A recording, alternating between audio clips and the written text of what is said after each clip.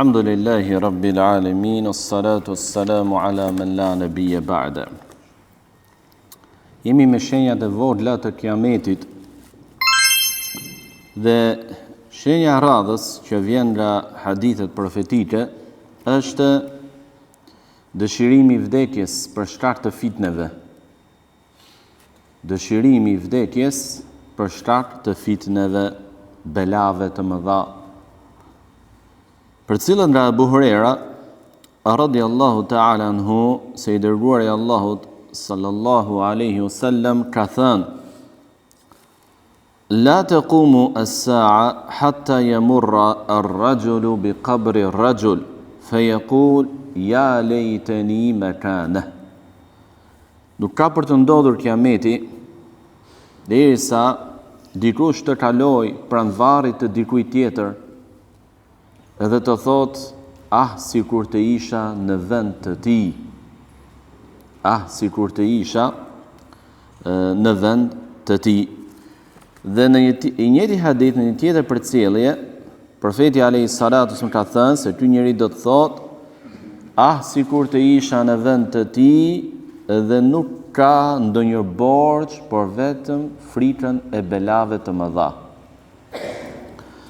Pra në këtë hadith, profeti alayhis salatu wasallam na tregon neve se do të vinë kohë të vështira, të mbushura me zullum, pa drejtësi të mëdha, shkelje të drejtave, pa mundësi për të marrë hakun tënd, për të mbrojtur atë që është e jotja.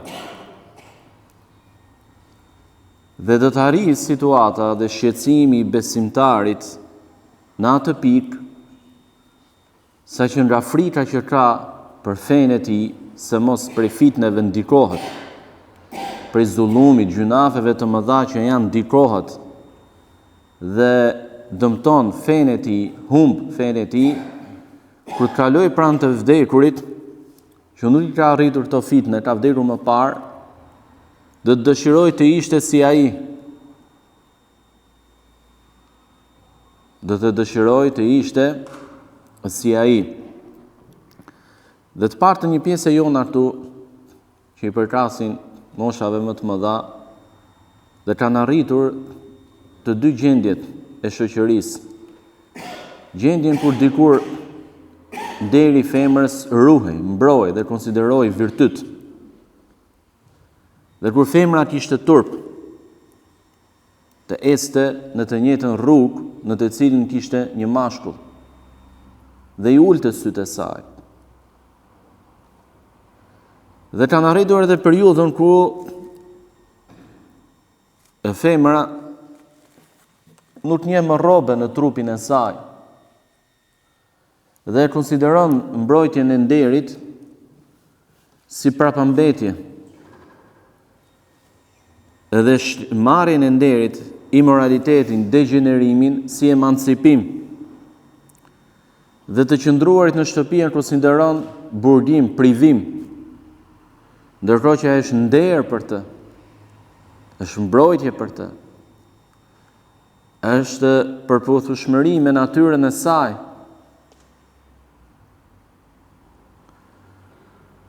Dhe ka arritur kohën e dikurshme kur gruaja ishte grum, anvis, bashorte, nën, motor, në kuptimin e plotë të fjalës. Dhe jo rrallëherë kam dëgjuar njerëz që i përkasin një brezi të tillë që i ka arritur këto ndryshime ekstreme të shoqërisë, që ka shprehur atë dëshirën e tij që mos kishte jetuar ka gjatë dhe të shihte të shtatërim, të turp, që ka turp ta shoh, ta dëgjoj. Kur mbesa i vjen në shtëpi me ata i thonë të fejuarit, pa është imorali në saj, përse përdorin terma shuata për ta zbukuruar atë shëmtirën, partneri i fejuari, bashkëtuesi, sa bukur kur e ngjon dikush. Në realitet nuk është lidhje vetëm me imorali, me imoralen. për të mos përdorur terma tjera që edhe pse janë në standardin e shqipes prap janë çik të rëndë. Por edhe zullumet e tjera vëllezër, sidomos në vendin ku jetojmë, në kohën ku jetojmë, për atë që është besimtar i mirë, do të drejtën dhe e vret padrejtësia që shet, që dëgjon, që përjeton,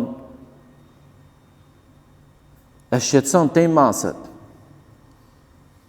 Kur shet zullumin e madh, kur shet se vendin e drejtojnë imoralët, ignorantët, kriminelët, dhe ka frikë për fenë e fëmijëve të tij, ka frikë për fenë e tij, dhe dëshiron t'i përkiste dikujt kur kalon pranë varrit e dikujt dhe e sheh atë njeri që ka vdekur, ka shpëtuar në ato fitnë, në ato situate e rënde, vështirë, e padëshirueshme, e vështirë. Thot, ti isha në vend të tij. Dhe thot profeti alayhis salatu sallam, jo për shtartë ndonjë borxhi. Pra as për shtartë ndonjë sëmundje. Jo.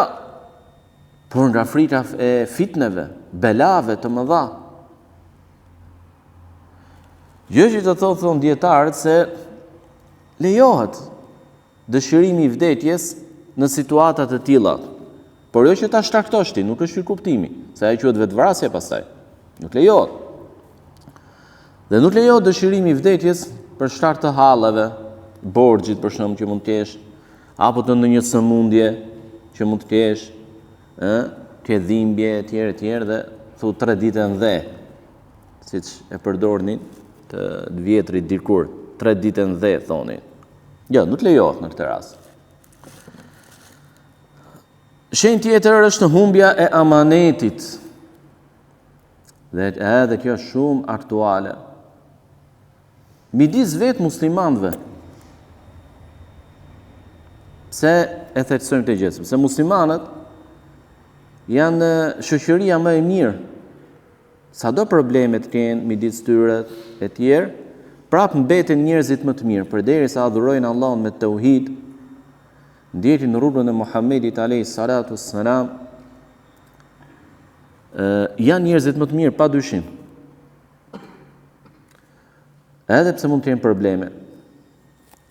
Thot profeti alayhis salat, thot Abu Huraira radhiyallahu ta'ala anhu se ishim duke qëndruar me profetin alayhis salatu wassalam dhe ai po i tregonte njerëzve diçka.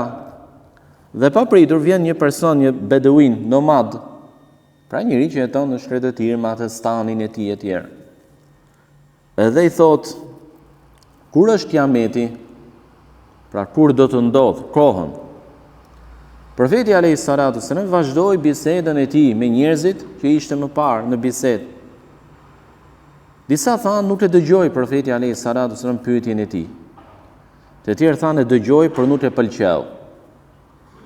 Por profeti alayhis salatu wassalam pasi mbaroi hadithin e tij, u kthye dhe tha: "Eina urahu as-sa'ila 'ani as-sa'a."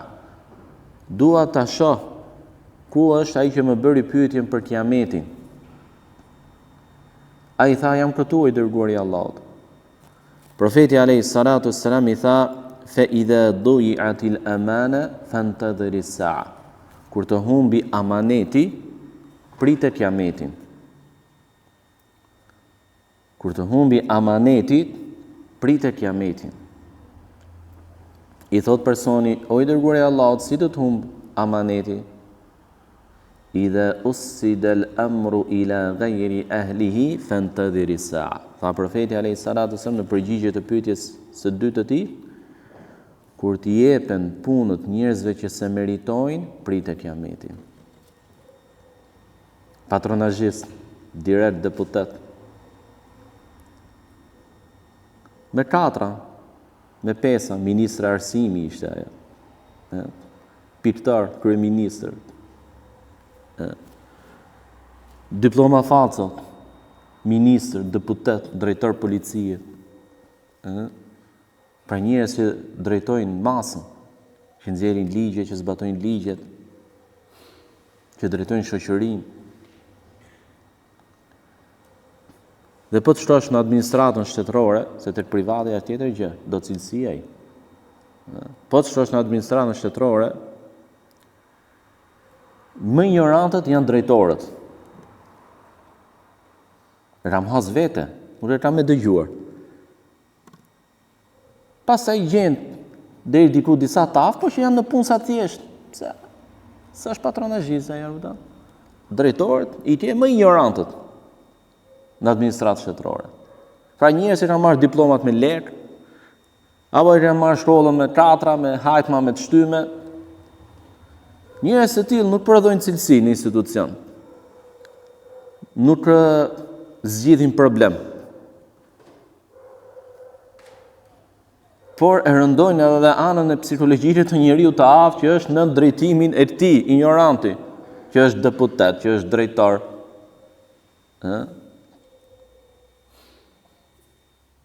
Mësues fiskulture, drejtor, nën drejtor i një institucioni që s'ka lidhje fare me fiskulturën. Por thjesht i përket dikujt, një partie, një bande që të zgjedh aty, që të vend ty aty për të grabitur popullin e varfër. Apo me shoqni, ky është djali im, kushurini im e tjerë, ai se meriton atë detyrë. Shi pa aftë vëlla. Nuk e ban. Do vi se s'ban se është. Ndërkohë njeriu i aftë, që ka studiuar, ka mbaruar shkollën, i ulët. Por problemi më i madh është kur kjo ndodh në institucionet fetare dhe është aktuale dhe në institucionet tona fetare. Njerëz që shkollën ja dha shkolla, pra nuk të mëson, nuk e kalonte dot vet. Ja dha shkolla vetëm tifte, se ndeli aty, i neci aty. Që s'din të lidhin dy fjalë, që edhe ku mbajnë një ligjërat, të ecin ja shkruajnë të tjerët, por edhe atëherë me zi e lexon. Kur zi t'jap një përgjigje fetare, institucionale, një përgjigje të kuptueshme,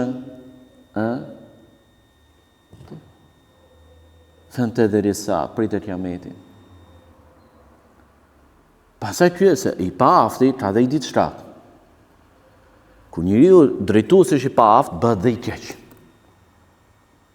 Sepse ai e shef veten e tij që se mban dot atë post me merit. Dhe kur ka njerëz që din punojnë vetë, janë më të aftë se ai, edhe pse nuk e kërkojnë postin e tij, ai është me paranoj. I sheh ata si armiq. Dhe fillon çon letra kundër atyre, si dy letrë të protenverit, shpif për ata, i ndëshkon, i përzen, nuk i do afër. Fatjesia e drejtuesit pa aftë nuk është vetëm ke pa aftësia ti për të marrë ty punë, por sepse ai është bëhet shpirtlik. Ignoranca që ka e shtyn aty që ai tjetë paranoj, të mbledhi servila rreth vetes për të ngrohur karrierën, nuk shkulet nga karrierja më ai. Sepse e di që për ana e karrierës s'di të bëj gjë tjetër. Ai as atë s'di, po s'di të bëj gjë. Ndërthehet aty. Ku e pinte qumshin me kallam që mos prishte kajmakun. Ku njerëz të tillë që s'kan mbaruar akoma universitet fetar, marrin poste të larta drejtuese fetare, kalamaj, buzët me qumësh, nuk kanë as kontribut, nuk kanë as përvojë, por akoma s'kan mbaruar arsimin, isha ata drejtues të lartë. Kjo është fatkeqësi. Sepse përzgjedhja nuk bëhet në bazë të meritave, kontributit, por në bazë të servilizmit. Dhe dëmtohet feja. Dëmtohet imazhi i saj, dëmtohet davja, dëmtohen muslimanët e mirë. Allahu na ruaj. Dhe ky fenomen është shumë i përhapur dhe aktual në vendin tonë. Shumë i përhapur. Allahu na ruaj. Allahu na ruaj. Dhe krijohet më pas një situatë që e detyron njeriu në aftë të largohet. Të largohet, të distancohet, apo tjeti pa mundur apo i kufizuar t'japi kontribut, sepse se le i pa afti. Allahu na ruaj. Një tjetër shenjë që përmendi profeti alayhi salatu wassalam, largimi i diturisë, i njohurive, i dijes nga njerëzit. Thot në hadithin e tij, që jemi përmendur edhe më parë, se për shenjave të kiametit është heqja e diturisë, ngritja e saj, pra largimi i saj, dhe qëndrimi i paditurisë, pra do t'ili dituria, njohja, dia do të mbesi ignoranca. Do të mbesi ignoranca. Humbja dietarëve dhe numri i pakët i tyre shkakton ignorancë, sepse nuk ka kush t'i mësoj, nuk ka kush t'i edukoj. Thot profeti sallallahu alaihi wasallam në një tjetër hadith të tij, inna Allaha la yaqbidu al-ilma intiza'an yantazi'uhu min al-ibad, walakin biqabd al-ulama. Allahu nuk e largon diturinë duke u hequr atë njerëzve. E kanë dhe ai ja heq. Jo. Por me vdekjen e dietarëve. Hatta idha lam yuqi aliman ittakhadha an-nasu ru'usan juhala. Dhe kur të mos ketë më dietar, njerëzit do të drejtohen ignorantëve. Pra janë elit, por janë ignorantë në çështjen e fesë. Mund të jetë arsimtar, mund të jetë mjek, mund të jetë inxhinier, mund të jetë çfarë mund të jetë, mund të jetë lexues i librave, analistë e tjerë. Por s'është kompetent. I pyesin, tha, ata japin fetva. Humbin veten, humbin dhe të tjerët. Humbin veten, humbin dhe të tjerët. Dhe sot, një nga fatkeqësitë e mëdha dhe problemet e mëdha që ka ummeti është numri i pakët i dietarëve. Pak janë. Ja, ne kemi për shembull gjithë krahin të madhe Ballkanin. A ka dietar? Mund të ketë njerëz të ditur për fen, por flas dietar në rang dietari, nuk ka. Nuk ka. Jo se janë fajtor o xhallarët, sepse për një pjesë të vendeve në Ballkan feja është e re në formatin që po zbatohet sa siç është Shqipëria. Dhe që të nxjerrësh dietar kërkon kohë. Kërkon kohë. Ose të shtosh në botën arabe, vende me miliona musliman, nëse ka dietar, nuk i kalon gishtat e dorës. Ndërkohë që një nga dietarët e Andaluzit ka thënë, duhet që në çdo xhami të ketë një dietar. Sot nuk i ke. Normalisht flitet për xhami me për masat më dha, jo xhami të vogla kështu lagje apo e tjerë. Sepse kur ka mungesë dietarësh, njerëzit tani kanë nevojë, duan të pyesin. I lindin problematika, duan zgjidhje fetare, nuk gjejnë dietar. Hajt po shkojë ke ky doktori, ke ky inxhinieri, ke ky ka bashkëroll, mashallah. Edhe pyet, edhe doktori inxhinieri. Kurse ka frikë Allahun tamam, por e thot, nga ajo që di unë thot, ose ma merr menja mu thot, që kështu duhet jetë. Se ç'është në Kur'an dhe në Sunet, ai se di fare, po kështu ma merr menja mu thot. E ç'është mendja jote para Kur'anit dhe Sunetit. Thot dallu wa adallu, humbin veten, humbin dhe të tjerët. Por vëllezër, kjo shenjë e kiametit, pra që është largimi i diturisë, është edhe kur mund të ketë dietar në atë krahin, në atë vend, por njerëzit janë asket ndaj dijes. E nënvlerësojnë, nuk marrin dituri. Problemi i tyre kryesor dynjaja, mbjes drejt darkë dynjaja. Nuk gjejnë kohë as të mësojnë vetë, por as të dëgjojnë mësimet fetare. Dynjaja. Dhe as kërkojnë dituri. E ka dietarin, e ka teologun, hoxhën e përgatit që mund të japi dituri, por kafja. Po predaj të lokali. Po predaj atje. Edhe kafja. dhe kalon vitën fe, po me një nivel rri. Po në atë nivel. Kjo është fatkeqësi. Muslimani duhet heci. Muslimani duhet të evoloj në fenë e tij, të marrë dituri. Dhe ignoranca vëllezër nuk vjen pa pritur, vjen gradualisht. Një nga shkaqet është mungesa e dietarëve, vdekja e tyre, numri i patrat i tyre, pastaj mungesa e dëshirës së muslimanëve për të lexuar, për të mësuar fenë e tyre e tjerë, derisa bëhet një situatë që saqë nuk e them për tul dikënd, ja. Por për treguar realitetin, ta njohim vëllezër. Ka tema fetare që duhet me i trajtu, po si trajton dot. Sepse xhamati nuk e kupton. Jo se është e paqartë ajo çështje, por se xhamati vetë nuk ka evolu në dituri. Dhe ka net në atë nivel, edhe nuk e jep dot atë temë.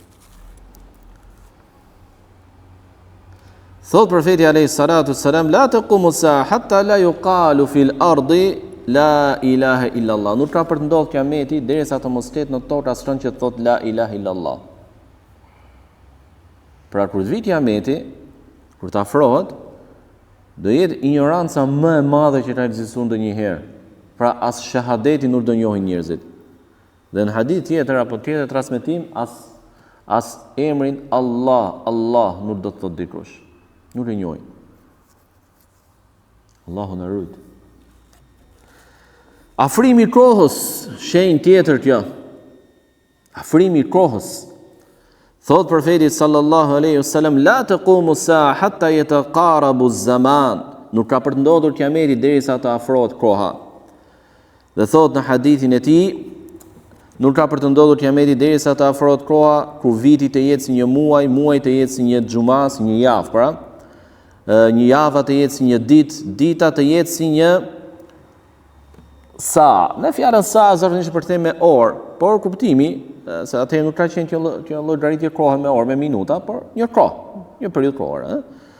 Dhe kjo sa, pra, orë, mund ta themi ne për thjeshtësi për kthimi, të jetë sa djegja e një gjethe të thatë hurmeje. Shpejt, që marrën shpejt. Gjetja thatë, marrën shpejt. Çfarë kuptimi ka afrimi i kohës këtu? Ka kuptim konkret apo jo konkret?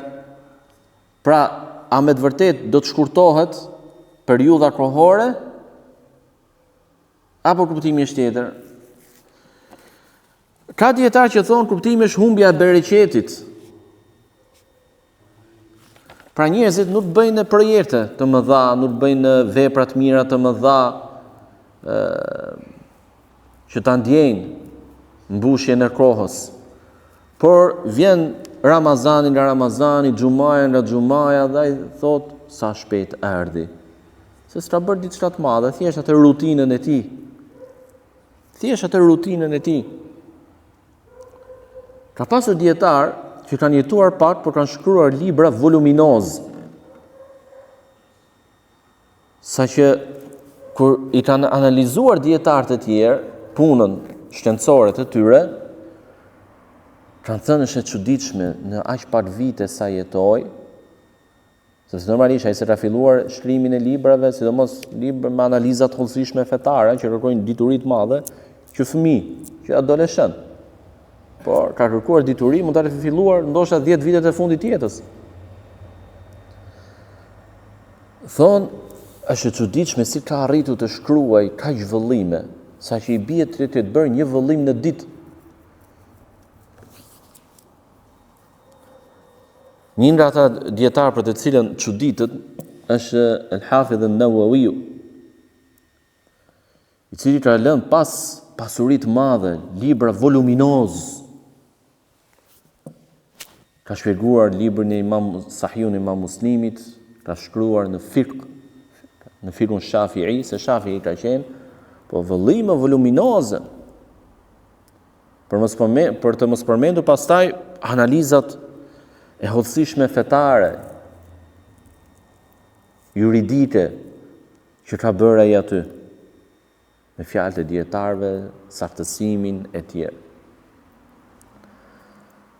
Kuptim tjetër që japin dietarët është do të afrohet realisht, pra Allahu Azza wa Jall bën kader, që dita nuk do të jetë më siç ka qenë më parë, muaji siç ka qenë më parë, viti siç ka qenë më parë, por gradualisht. Ku ndodhi para ca viteve, në të jetë ndoshta vitet 90 apo fillim viteve 2000, një tërmet i madh në Kili, në Amerikën Latine. Në mbani me ndodhi një herë tërmet i fuqishëm që ai. Dhe thanë që ka ndryshuar distanca apo periudha kohore e ditës, sepse luajti boshti i tokës. Thanë, qofse është e vërtetë kjo gjë, mund të ketë bazë në këtë hadith profetit alayhis salam. Të tjerë dietarë thonë se kuptimi është mjetet apo shpitja e mjeteve të shpejta të udhëtimit. Pra atë udhëtim që dikur e bëje me kafsh dhe doje ditë, javë, muaj, sot e bën brenda ditës për disa orë. Më parë për shembull haxhin nga Shqipëria kur ishin Qabe për haxh me kafsh me kuaj. Theshin mbas shumë muajsh. Muaj për tit, muaj për të ardhë. Kurse sot brenda një gjysdite, 4 orë, 5 orë, nga Tirana në një aeroport të Arabisë Saudite. Dhe në darkët ai çon foto ty duke bërë tavaf. Pra japin një nga kuptimet. Edhe realisht kjo edhe mund t'i përmbledhi të treja këto çështje që japin dietarët. Tjetër shenjë është numri i madh i grave dhe partësimi i burrave. Do të shtohen gratë në raport me meshkujt. Do të jetë shumë, më shumë gra. Saqë do të arrijë në një raport dhe në një numër shumë të madh. Si thot profeti alayhis salam në hadithin e tij, min ashrati saa, në shenjat e kiametit, e përmendim më pas, wa tadthura an-nisa wa yaqilla ar-rijal hatta yakunu li 50 imra'atin al-qayyim al-wahid. Në shenjat e kiametit është shtimi i numrit të grave dhe partësimi i numrit të burrave, saqë për 50 gra do të përkujdeset një burr. Pra fut bashortin e tij, fut motrën e tij, motrat, nënat, kushërirat e tij, pra që përkujdesen ndaj të cilave ka detyrim, pra do të arrijë një raport i tillë 1 me 50. Dhe kjo është e frikshme. Kjo është e frikshme, sepse sjell probleme në martesë pastaj. Ka mundes burrash. Dhe shoqëria duhet të riprodhojë vetveten që të jetojë, të mbijetojë dhe të vazhdojë ekzistencën e saj.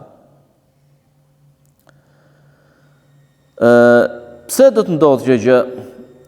Dietarët japin interpretime të ndryshme. Disa prej tyre thonë numri i madh i luftrave, luftrat e shpeshta dhe numri i madh të vrarëve nga burrat, sepse dihet që ata që luftojnë dhe ata që mbajnë dhe përdorin armët janë burrat. Edhe pse ka vende që kanë gra në ushtri, po asnjë si fut gratë në dy luftim, po i majnë gjithmonë shumë mrapa, se e din që realisht po u futën aty, do fillojnë muhabet me njëra tjetrën dhe i trapi armiku robën. Nuk janë për atë punë, e din, po megjithatë, pra do të jetë numri i madh i grave për shkak të luftrave. Të tjerë thonë jo, aty do të jetë kaderi i Allahut. Allahu do ta bëjë kader. Që sa që ka shtete sot, Rusinë përmendin, që po e përvuan këtë gjë.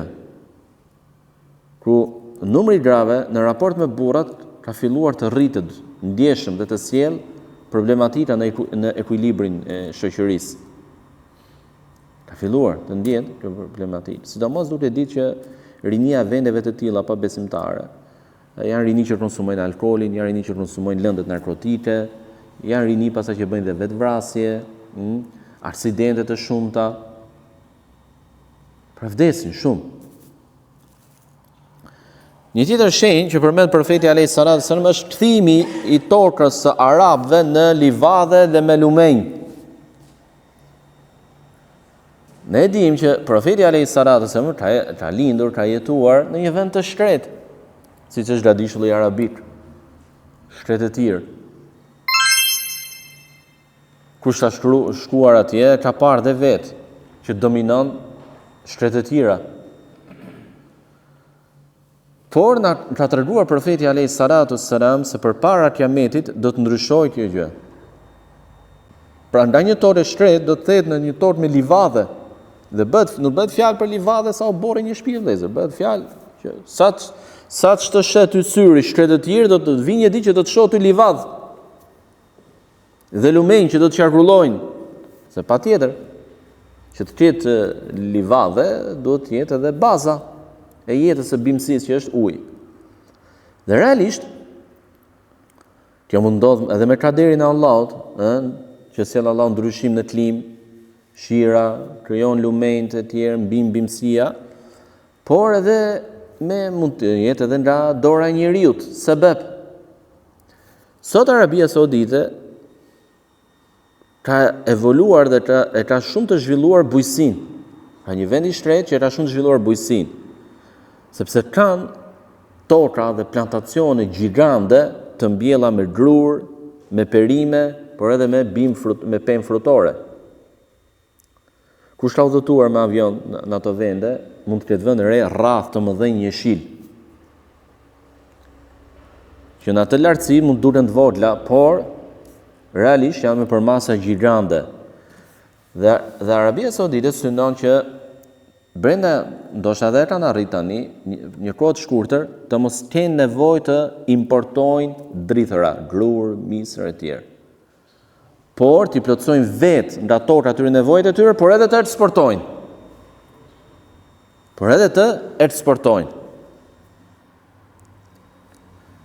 Por që të arrish të gjithë çfarë kërkon, pra që ato hapësira bosh me shkretë të tjerë, ti mbushësh me bimësi.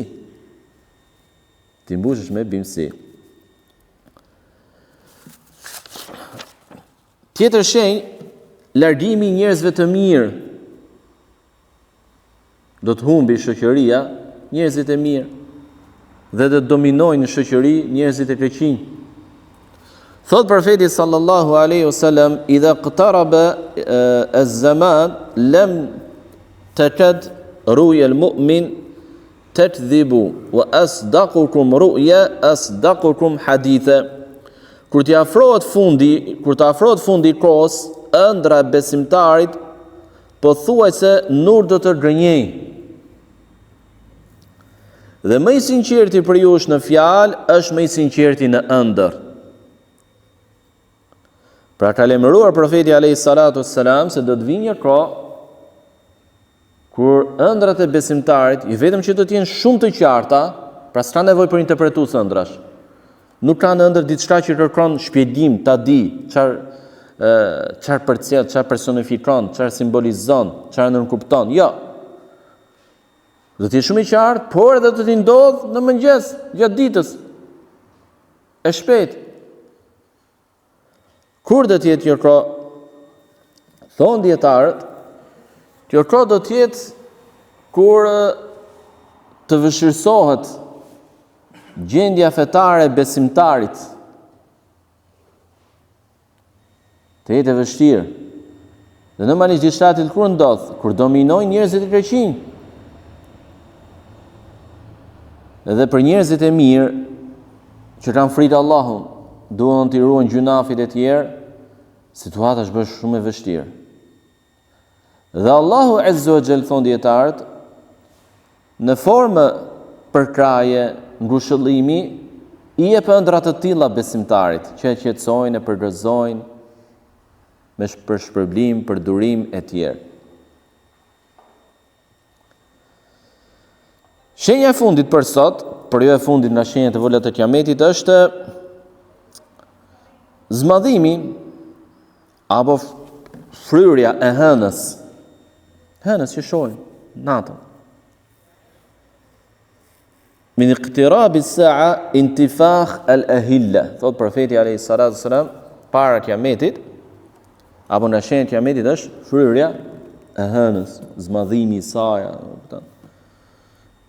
Në të shkuptim, e shpjegon një tjetër përcjellje, thot profeti alayhi salatu wasalam, kur do të shohin hënën e një nate, dhe ajo do të duket si hëna e 2 apo më shumë netëve.